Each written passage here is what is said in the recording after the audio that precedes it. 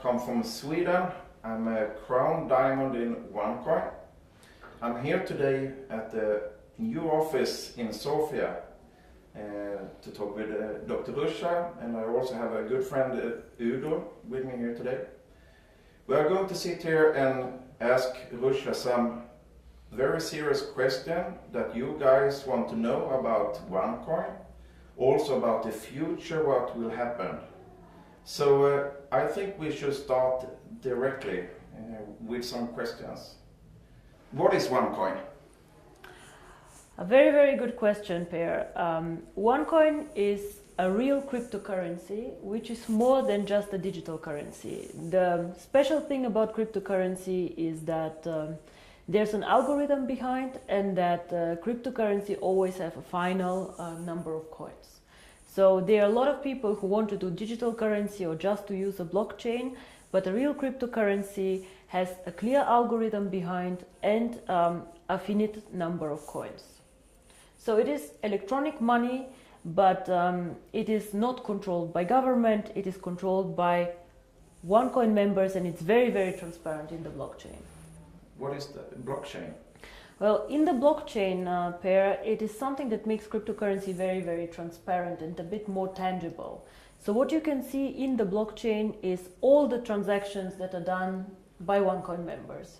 So if somebody trades a coin, if somebody transfers a coin to another one, you see this transaction in the blockchain, and all transactions are in this blockchain. So it's like a ledger where we record all transactions. So it means we can trace every transaction from me to you to him. Yeah. And the second thing that you can check in the blockchain is every coin mined is recorded in the blockchain. So, and this is also what our auditor audits every month, that all transactions that are done are really collected in the blockchain, and that all coins mined are really also recorded in the blockchain. Yes, actually that's one of the questions what I'm having, what I'm getting from a lot of people all the time is, why are you so transparent? Everyone knows where we are or where you are, what are we doing, you said about the auditing, and you find many other companies, currencies, whatever, where nobody really actually knows what it's behind. And what was the reason for you to say, hey guys, I'm here, I'm Dr. Ruja, I have my office here. What was the reason why you decided to be so open and transparent to everyone?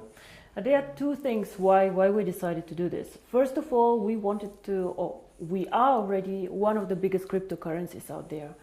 And I believe to become a significant player in the world that we live out there, you have to play by the rules. We are not regulated. Cryptocurrency is not a regulated industry. So all these things that we do currently, we impose on ourselves. Okay. So we ask our customers for know your customer guidelines, because we want just to be able to trace who is doing transactions in our network. And of course, why I am not hiding, because we are not doing anything illegal. And the second reason is we're proud actually of what we do. We want to be one of the biggest cryptocurrencies. And as a cryptocurrency, for me, most important is how you use the cryptocurrency. We want to do borderless payments. We want to be a payment system and not an investment vehicle. To me, Bitcoin is mostly an investment vehicle where people park money and wait until the value goes up and down. But for me, actually, my vision about cryptocurrencies is to be a very usable tool, something that will help people meet their financial or banking needs. There are 2 billion people who are unbanked currently in the world. All these people have small banking needs. For example, they send money from A to B, they want to buy things. And I believe that cryptocurrency can meet these needs very, very well. So who do we compete with? And here I always try to explain, it's not the big banks we compete with. If you want to have a bank account, you go in Sweden, you open a bank account. We compete more with players like Western Union, where a small person goes and sends, let's say, from Singapore 200 euro to his wife to India. This currently you can do in Western Union, you pay very, very high fees, it takes a lot of time, there are a lot of restrictions, and I believe that with cryptocurrency you can do this much faster, much cheaper, and much better.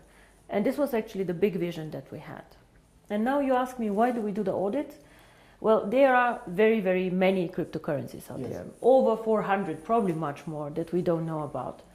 Most of them are not very liquid, not very big, but it doesn't matter. But a lot of them are decentralized. Now, what does this mean? That there are many miners out there who mine the coin, and the blockchain is maintained by these miners. OneCoin currently is a centralized cryptocurrency. So there are big advantages, but also disadvantages in a centralized system. The biggest advantage is that, for example, when an account gets hacked, we can help you. So we can retrieve your password, you do not lose your coins. People say out there that about 20% of all bitcoins mined are lost. Mm-hmm. Just imagine in the beginning, 1 bitcoin was 10 cents, so you do not pay so much attention to your coins. Now, this does not happen in OneCoin. People can retrieve their password, they can retrieve some transactions if their account was hacked, so we give some kind of protection. But the issue with centralization, of course, is that the company can control the blockchain. And for us, it was important that somebody independent has a look on the blockchain and says, okay, the company is dealing correct with this blockchain. And how to say, for every need, for every person, I believe there's the perfect coin out there. We are not perfect for everyone, but I believe that we're perfect for the mass market, for people who want to do cryptocurrency and who want to understand cryptocurrency, for all the people who use Facebook, who use Google, but do not understand how Google algorithm works. This is my users. I want to be able to use a phone, but not to know what's inside the phone. Exactly. That's good. Yeah. That's good.